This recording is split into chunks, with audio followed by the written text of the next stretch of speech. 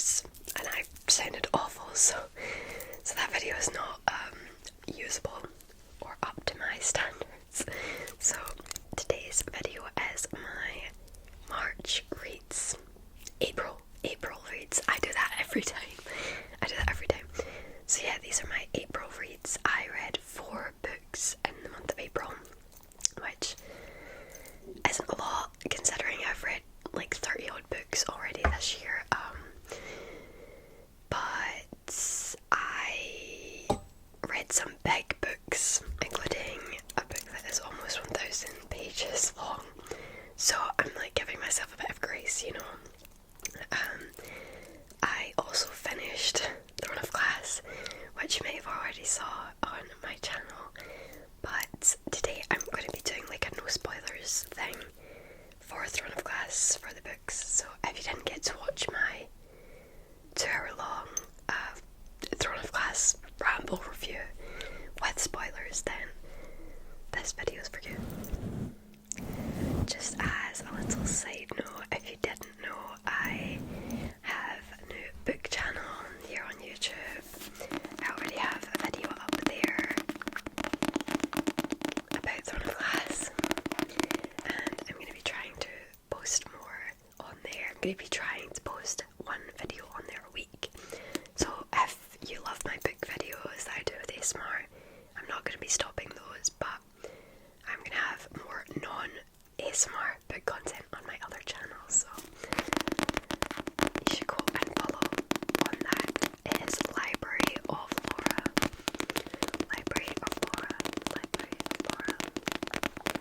So yeah, I read 4 books, 2 of which were Throne of Glass, and then I read another 2 random books. So let's start off with the first book that I read in the month of April, which was Terror of Dawn by Sarah J. Maas. Now, if you saw my March reads where I finished Empire of Storms, I was very, very worried going into Terror of Dawn, because Terror of Dawn takes place at the same time as Empire of Storms, but they are different characters in different locations, happening at the same time, but just different places. And the main character that I knew this book was about, I have historically really disliked in the other books. But I'm very happy to say that this was a 4-star read for me. I loved this book, and I didn't expect it. I was pleasantly surprised by how quickly I got into this. I read this very quickly as well, like maybe over a week. And this is quite, I will say it's quite dense, the information that you get in this book. It's located in a completely different continent than you have ever been in Throne of Glass. So it's a lot of new culture, traditions, information, and discoveries that they make in this book. So it is quite heavy in the lore and the background at some points. You know, you do have to kind of push through some of the information parts because it is quite dense, but this book, guys, this book is crucial when you go into Kingdom of Ash. I didn't realise that people genuinely skipped this book, or even considered doing that. That's wild to me. I also don't think anyone should actually be scared of Tower of Dawn. I think Tower of Dawn is actually a really, really good book, and it gets a really bad rap. It is very different to Empire of Storms in the way that it's not very action-packed. It is more of like the political mind games of the royals, and kind of a bit of like a psychological, creepy element to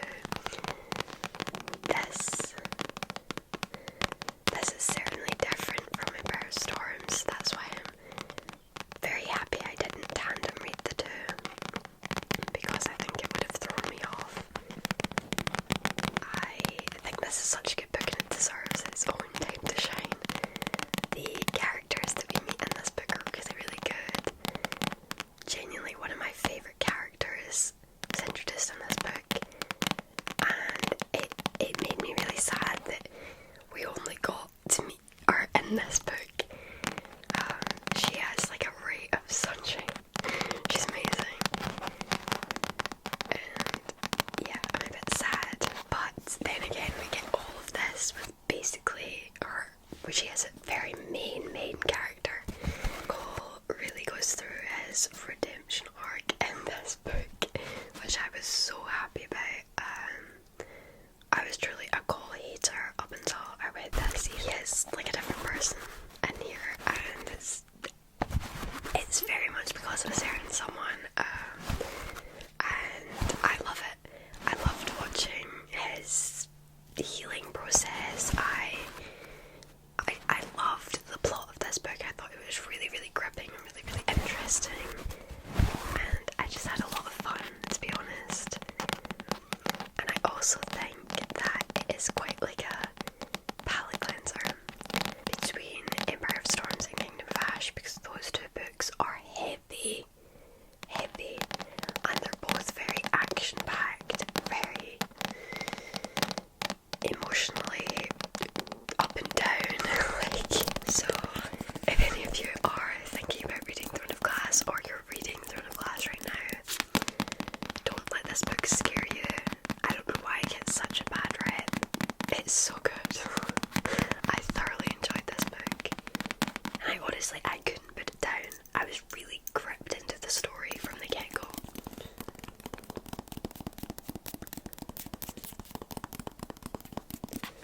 So after I finished Tower of Dawn, I actually reread the last little portion of Empire of Storms.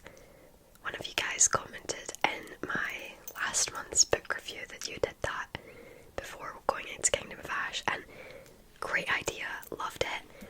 Also hated it because the end of Empire of Storms is a tough ending, but it's nice to have that little refresher before you go into Kingdom of Ash. So this is my next read of April, Kingdom of Ash. Now this is by far the biggest book I've ever read.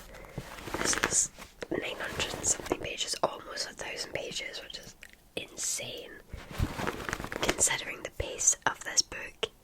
Crazy work that this is so long. I read this in under a week because it is so good. So good, I couldn't put it down. It was the thing I woke up thinking about, went to sleep thinking about. It was on my mind 24/7, so I couldn't put it down. The heartbreak that is in these pages, guys, I wasn't prepared. This, by far, out of the whole Throne of Glass series, is the book that made me cry the most. I was sobbing for I don't even remember how many times through this book. I was literally sobbing my eyes out. So this Kingdom of Ash is the Throne of Glass finale, and oh my god, it is actually insane. Everything that Sarah J. Maas writes is so intentional. Like, the whole Throne of Glass series was done so well. The detail that goes into this book is crazy, and I loved this so much. This is my first 5-star read of the year, and like in a minute I feel I've not had a 5-star read in a long time. So I just loved this so much. I also hated it at some points because it is tough. A lot of scary things are happening, and I really didn't want to finish this because I hate coming to the end of things that I love, especially this series. This has become my favourite series of all time, and I don't know how I'm going to top this now. It has been a struggle ever since I finished this book. It's just so good. The characters and everything that goes into these books. So yeah, I'm really struggling with how I'm ever going to top this series. It's not been easy reading on afterwards. Once I finished this book, I genuinely just sat and like wallowed in my pain for a while. I couldn't believe it was over, you know. This world, these characters,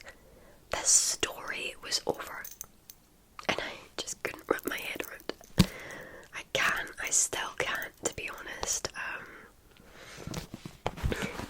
It's so good. There are some things that I wish were different, but all in all, I am so like in love with this series, and I cannot recommend it enough. If you've not read Throne of Glass, you're missing out. Big time, big time. Some of the best characters I've ever read. So yeah, that was my Throne of Glass journey came to an end. I literally had to grieve this series, these characters, this world after I finished it. And I think that is like a testament to how good this series is. That it literally felt like I was grieving real people that I had come to love. So if you want to feel all sorts of pain and sadness, then you need to read this book.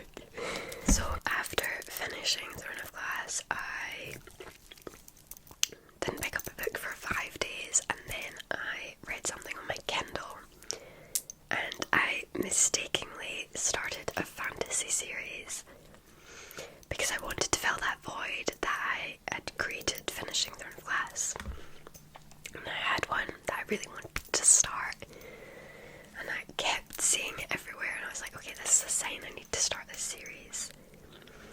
I regret doing this, okay, because I really enjoyed the book that I'm going to show you in a minute, but having just come away from my favourite fantasy series of all time, something that literally has like changed my life, I feel like I kind of done the series an injustice by following it after that, you know, because it's never going to be able to compare. So I kind of regret doing that. I wish I'd just stuck to, you know, romance, some standalones or something, but anyway, so I started Daughter of No Worlds by Carissa Broadbent. Carissa Broadbent has previously given me 5-star reads, so I had faith, you know, I had faith that this was going to be a good series. I'd heard really, really good things. This is a trilogy, and it's called The War of Lost Hearts. I really love the main character, Tisana, in this. She is so cool. She is, basically the book starts off with her trying to find her way out of slavery, and she does get free, which is very hard to do in her country, in her lands. There is a lot of slaves, and she's been a slave since she was super young. So she escapes and goes across an ocean to a different land called Ara, and here there is a thing called the Orders, which is a company, type of thing that is made up of 2 different types of magic wielders, one of which Tisana is. So there's fire wielders, and then there's kind of like mind wielders. I don't know.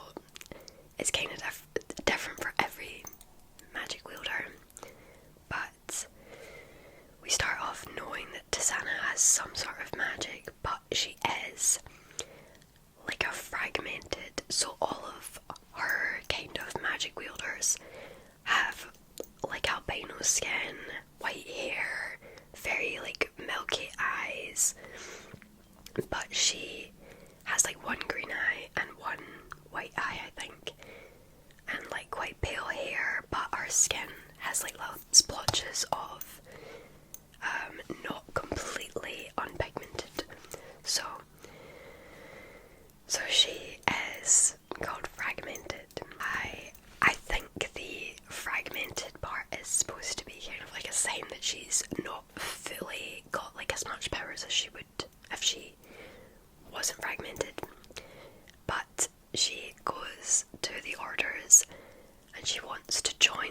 orders so that she can get power and help to go and free the slaves in her lands. Now, the orders are like, yeah, okay, we'll give you a chance, but you need to do some sort of training and pass tests to show that you can join the orders. So she is told she needs to be an apprentice to one of the higher ups type of thing. She's also way older than most apprentice level magic wielders. They all start like, I think like 12 or 13 or something, and Desana is like 22 or 23 or something. So she is assigned to someone called Maxentarius, I think his name is, but they just kind of call him Max because he hates that. So Max has a very complicated relationship with the orders.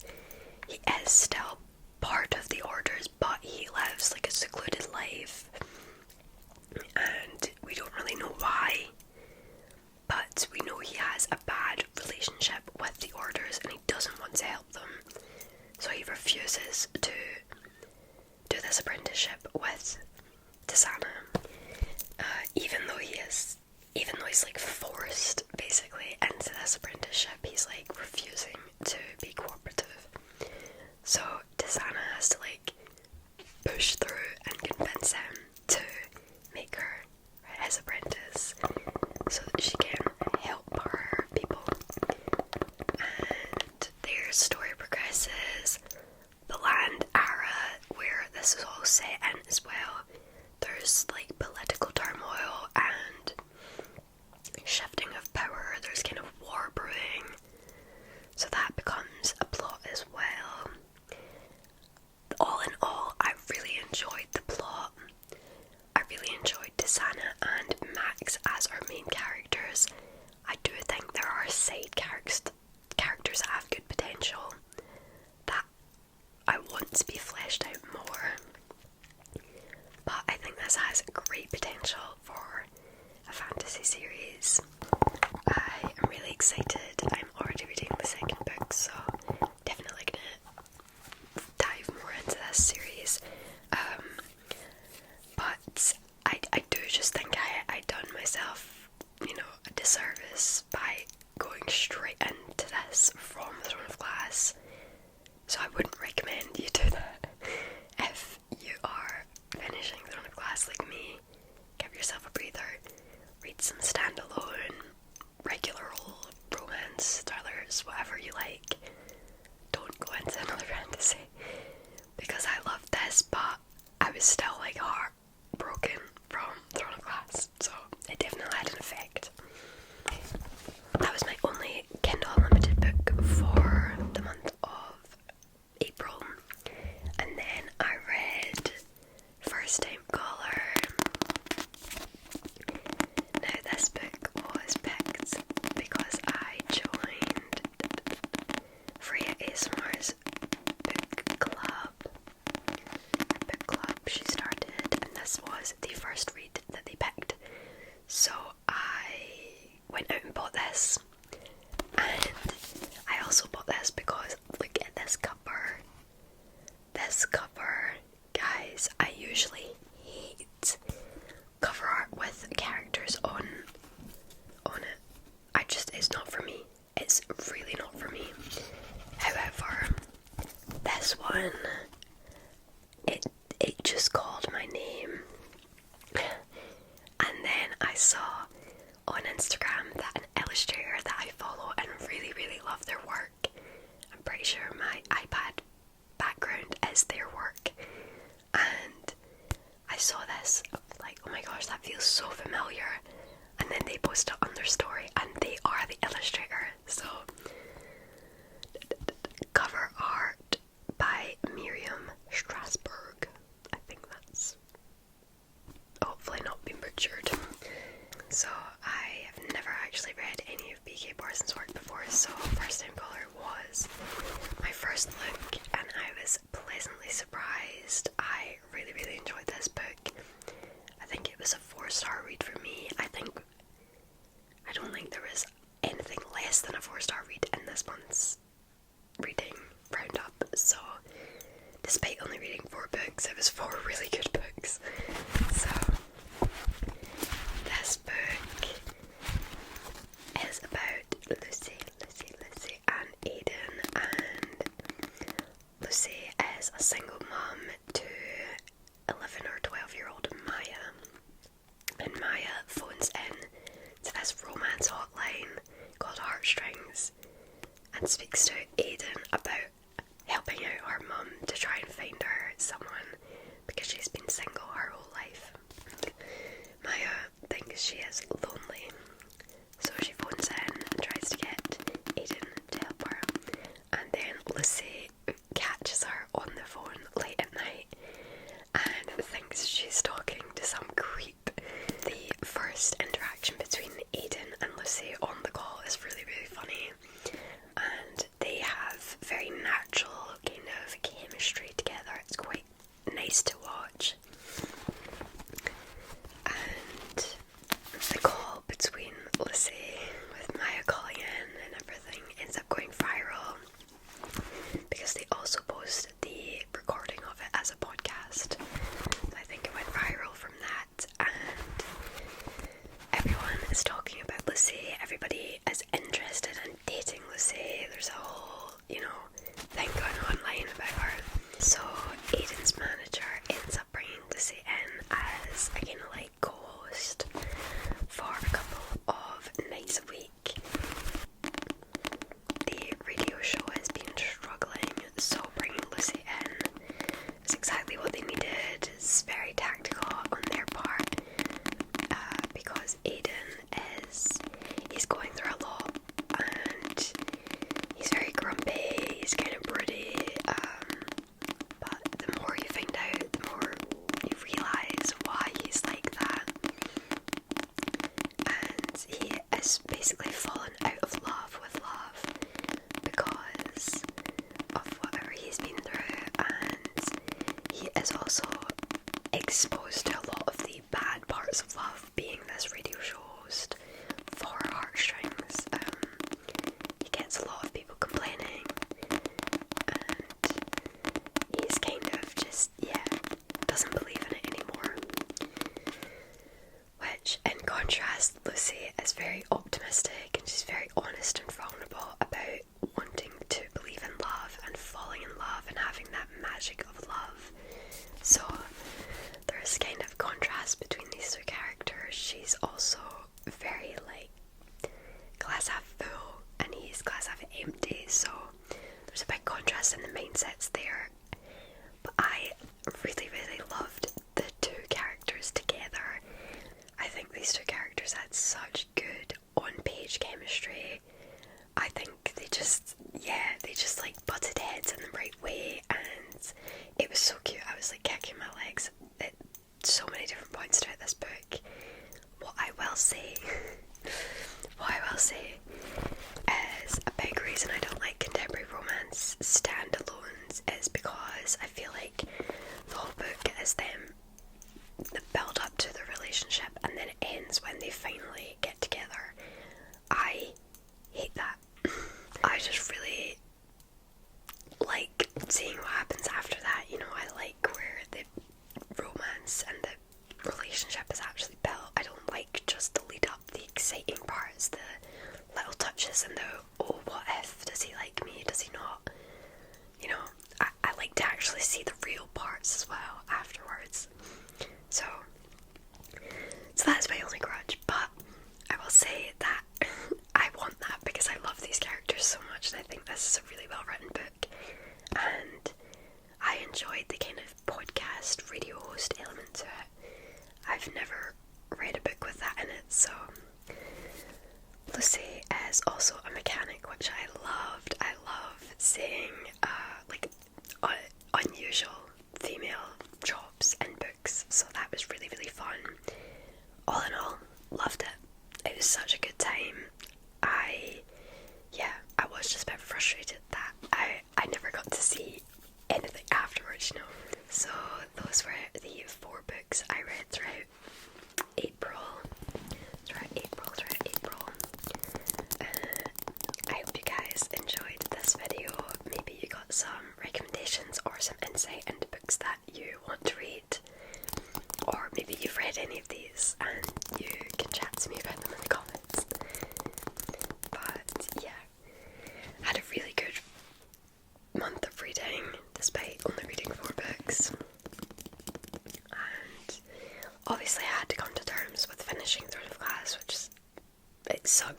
out of my reading month. So I hope you guys enjoyed this video, and as always, if you did, leave a like.